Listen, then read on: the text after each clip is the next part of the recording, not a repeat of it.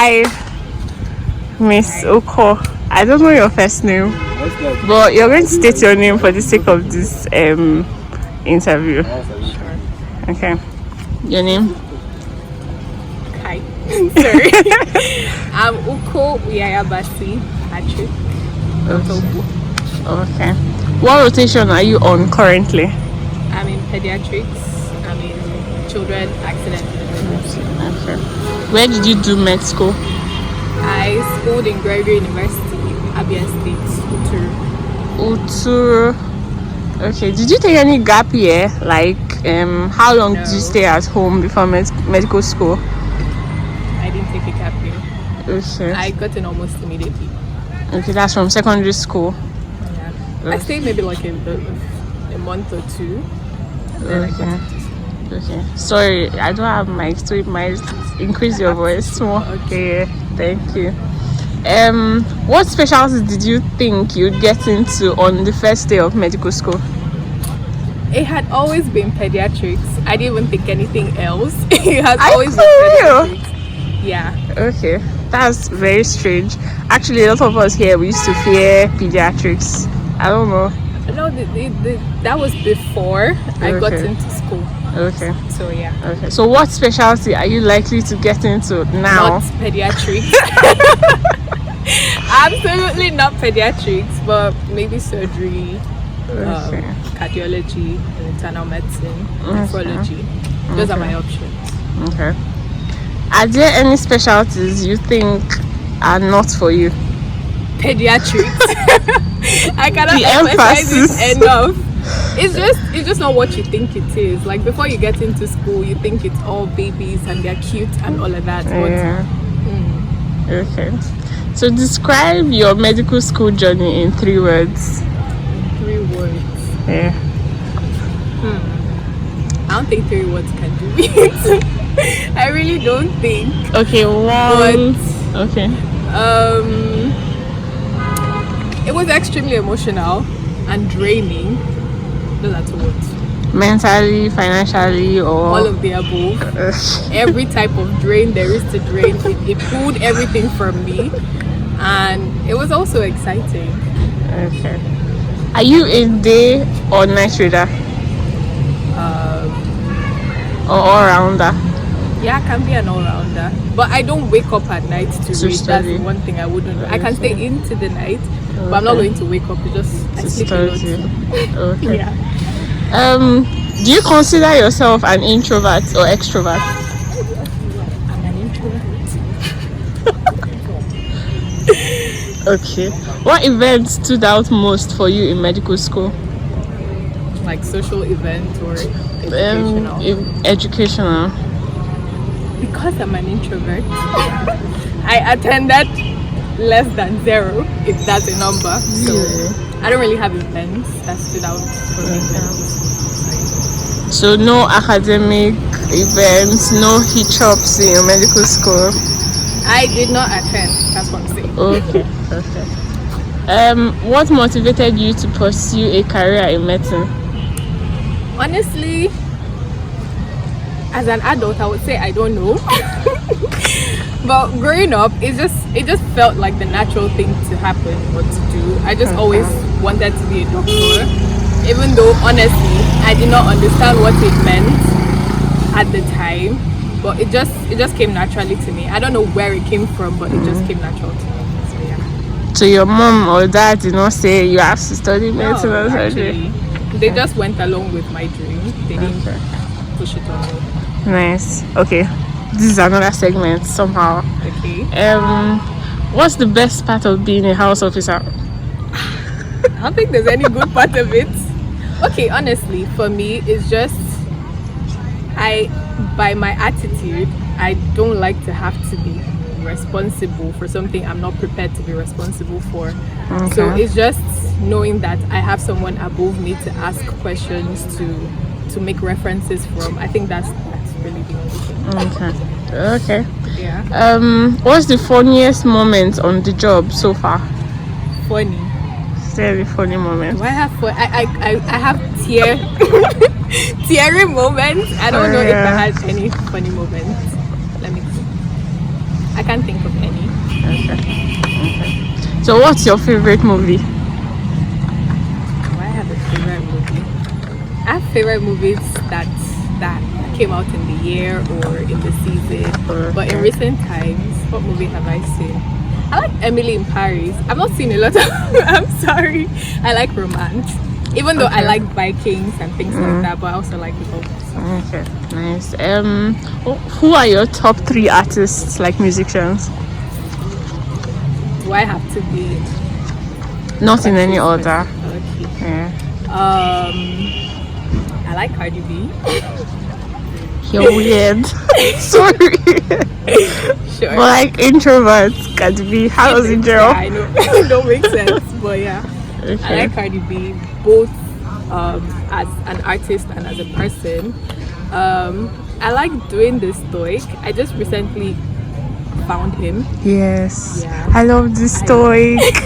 No, okay, this one is outside of this video now. I love the stoic. So I love him too. Yeah. Like, it was just love at first Yes, sight. me too. Yeah. Me too. Nice. Then who else? I like Arya. Like I recently just fell in love with her. So yeah. What song made you fall in love with her? I think it would be Sabi. Sabi. Okay. Nice. But in recent times, I cannot get over heartbreak. Like last heartbreak song. Oh, the one she did with Giveon. Sorry? Do you know Giveon? Yeah, She did a song with Giveon. Yeah. Okay. Nice. Okay.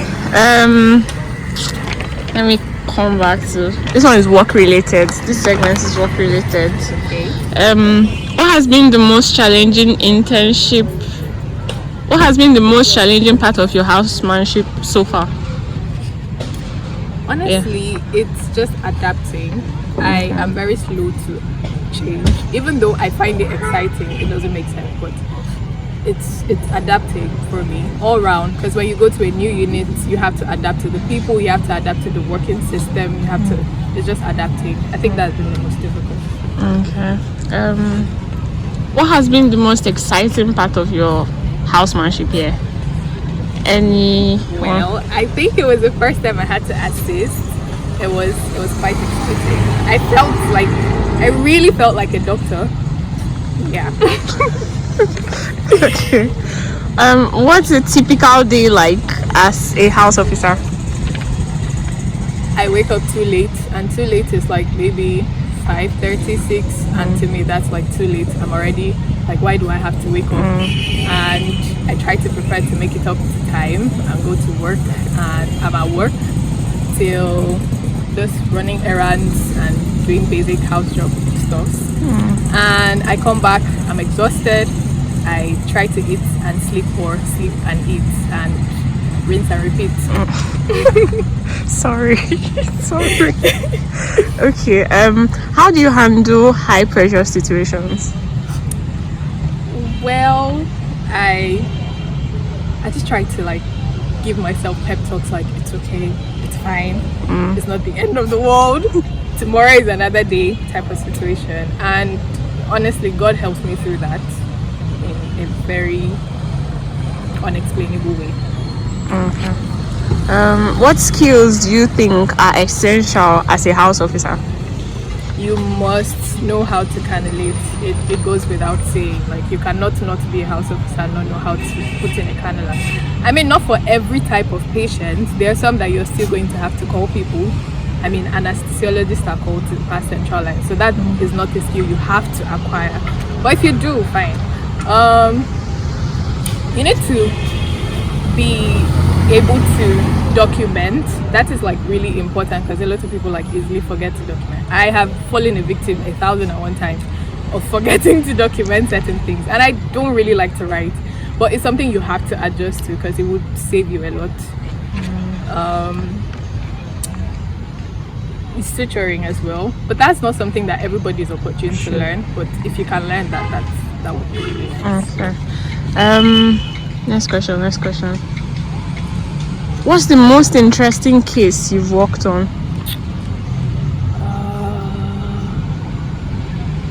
Does anyone comes to mind? Not a lot to do. I'm trying to pick which. Okay.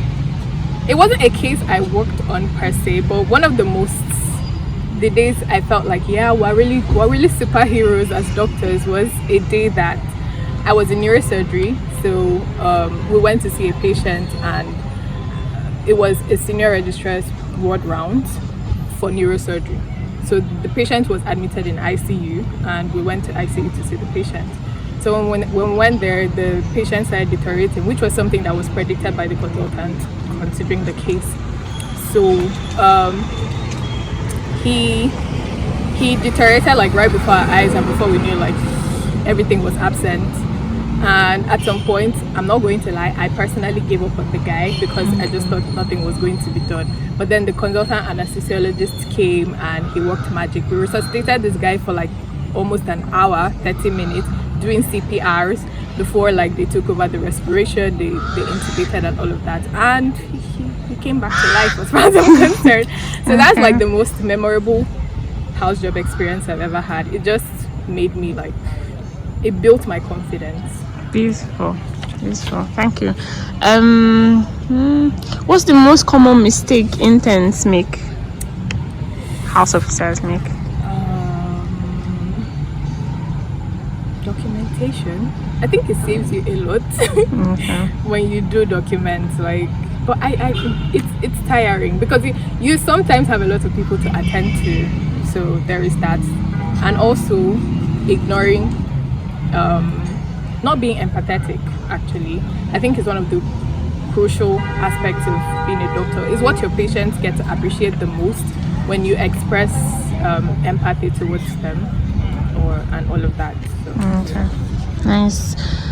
Okay, how many hours do you work on an average every day? It depends on the unit, honestly. It's not the same at every time. Like, I can't compare my experience in surgery to my experience in pediatrics.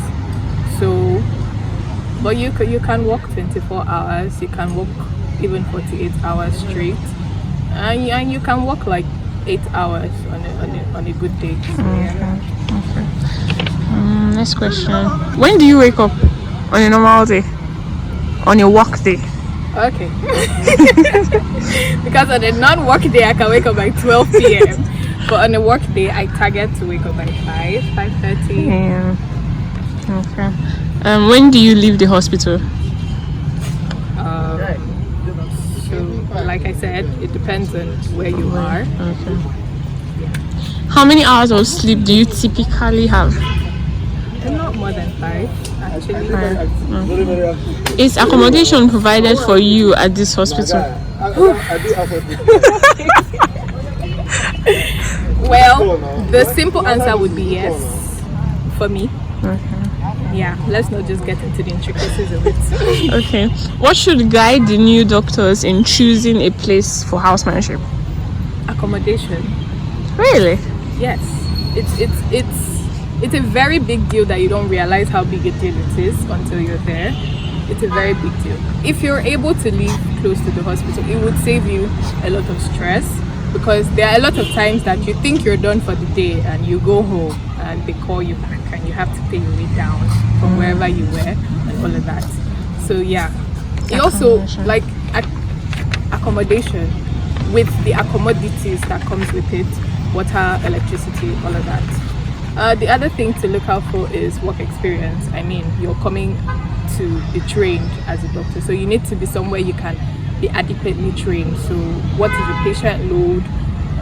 What kind of cases do you see, or are you expecting to see? How much of work will you be able to do? Like, how much of hands-on would you be allowed to do in that place? I think this also matters. Okay. And of course, the toxicity of the environment, that cannot be emphasized enough. Like, for a lot of people, you need it's nice for you to learn in a conducive environment. So if you're in a toxic environment plus the stress of being a doctor, you most likely will break down. Okay. Yeah. Nice. Thank you. Okay, this is about wellness and self-care. Okay. How do you manage stress and burnout? Well, I just sleep. But that's for me. Okay. As long as I can sleep, I'm going to be a lot better. Okay. What self-care practices do you prioritize?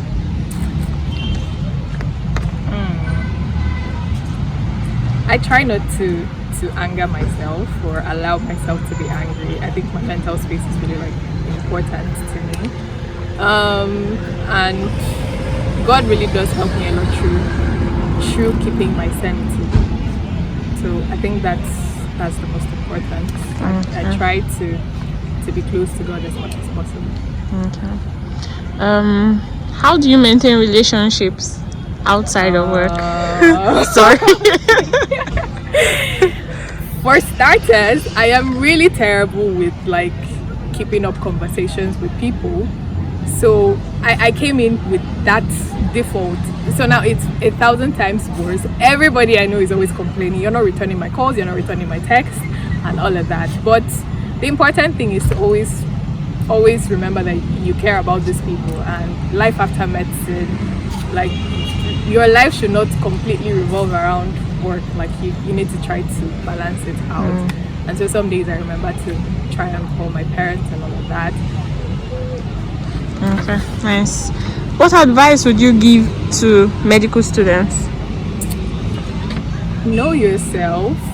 I think that's, to me, one of the most important things. If you understand yourself enough, you understand how you operate, and you can plan around knowing yourself, and also like find a plan that works for you.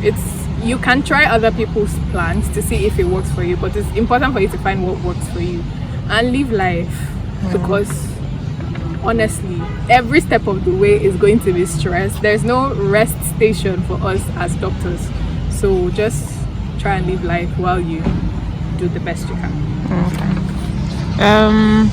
Do you have any artistic hobbies? I would say that I can sing, but you don't want to hear me sing. Okay. I like to crochet. It gives me some sense of relaxation. So if one would call that artistic, I can do a little bit of drawing. I actually do that a lot. It may not come out looking fine, but it relaxes me every now and then. So yeah. Session is about career and advice. Okay. Trust me, this song looks beautiful on you. You're such a wider. No. I'm saying the truth. Okay. What advice would you give to an aspiring medical student? Aspiring now this time. Yeah. Honestly, for someone that did not know what she was getting into, and I was shocked by what I saw, I would say that it is important for you to know what you're going to get into. I think mind preparedness is really important, because you cannot expect to come to medicine and sleep, because it's just the beginning of a failed career.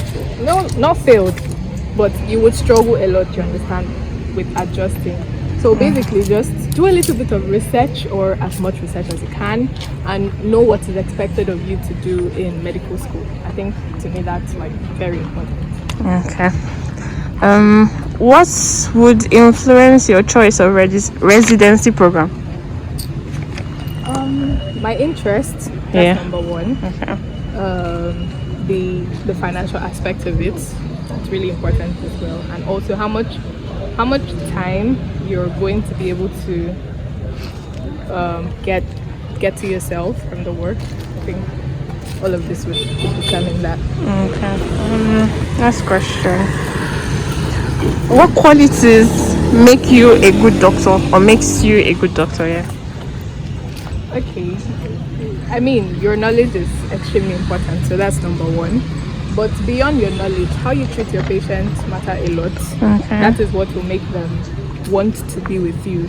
You need to be concerned about them. You need to pour out your heart when you're attending to your patients, and that helps you through times where you're exhausted, but you just know that you need to do the right thing for the patient. So, yeah. If you could, almost coming to the end of this. If you could, what would you change about the healthcare system right now? 1,001 things. Honestly, healthcare in Nigeria is still lagging behind a lot. This is supposed to be a federal hospital, a tertiary institution, so this should be the ultimate, but then a lot of things are still lacking here. So there is that.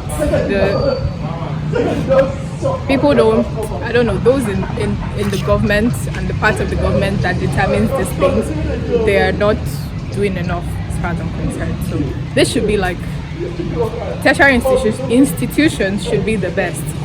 So there is that. So that is a very broad topic in itself, because it goes into policy making, it goes into like structuring of the hospital, how close things are, like the system. One of the things that really annoys me a lot is how much stress that patients and patients relative go through to be able to do certain things. It's quite exhausting if you're there because it delays you yourself as a doctor, because you need them to get this thing, but they're like 1,000 steps they need to pass through. Like it makes it a lot stressful. Difficult. So those are the primary things I would like to address if I could. Would you change any experience that got you to where you are right now? Yeah, I mean, I would, but I would like to, but I don't think I would end up doing that, because I have realized that everything that has led me to where I am was necessary for me. So I would like to change 1,001 things, but I don't think I'll end up doing it. Okay. 2 more questions to conclude.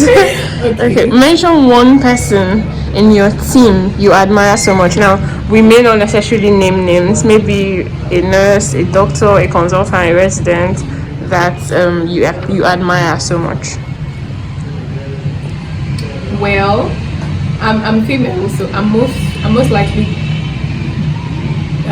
tilted towards looking up to or being inspired by female doctors more than male doctors.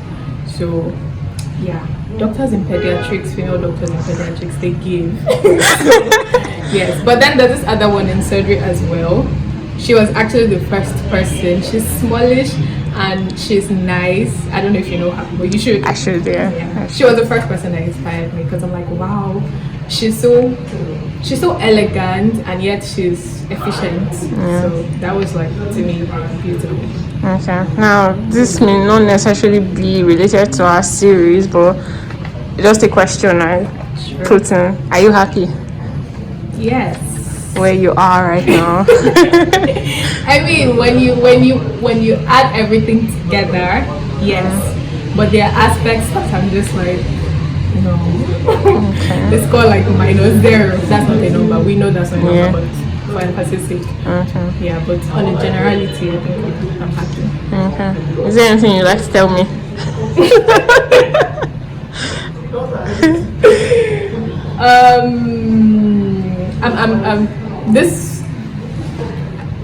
I'm glad you're doing what you're doing. It's nice, because it's something a lot of people want to do, but they feel like, oh, I need to get this right, I need to do this right before I get there. But like, just start from wherever you are, and I'm happy that you're one of the smartest students I know, and you have the time to do this for yourself. So.